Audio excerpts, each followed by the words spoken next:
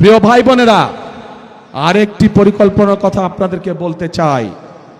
নারীদের কথা বলেছি, কৃষকদের কথা বলেছি, শিশুদের কথা বলেছি, তরুণদের কথা বলেছি, যুবকদের কথা বলেছি। আরেক শ্রেণীর মানুষ আছে আমাদের সমাজে, যেই মানুষগুলো আমাদের জন্ম থেকে মৃত্যু পর্যন্ত আমাদের সাথে থাকেন। তারা সম্মানী মানুষ। তারা জীবনের বিভিন্ন সময় আমরা যখন বিভিন্ন মুসিবতে পড়ি, সেই সময় তারা আমাদেরকে পরামর্শ দিয়ে থাকেন।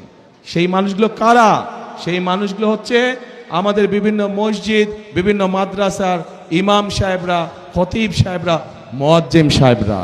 আমরা এই সম্মানী মানুষগুলোর জন্য ইনশাআল্লাহ বিএনপি সরকার গঠন করলে পর্যায়ক্রমিকভাবে সারা দেশে বিভিন্ন মসজিদ মাদ্রাসার ইমাম সাহেব, খতিব সাহেব যারা আছেন, মুয়াজ্জিম সাহেব আছেন, তাদেরকে আমরা সম্মানী দিতে চাই সরকারের পক্ষ থেকে, যাতে করে তারা সম্মানের সাথে জীবন যাপন করতে পারেন। শুধু তাই নয়, একই সাথে আমরা তাদেরকে বিভিন্ন রকম ট্রেনিং দিব, যাতে করে তারা ভালোভাবে জীবন যাপন করতে পারেন।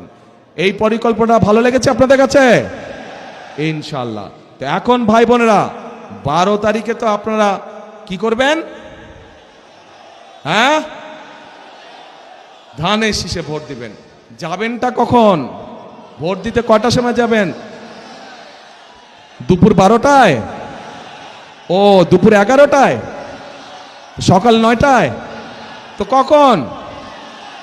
হ্যাঁ, তাহাজ্জুদের নামাজ পড়তে উঠবেন ওই দিন। আল্লাহর কাছে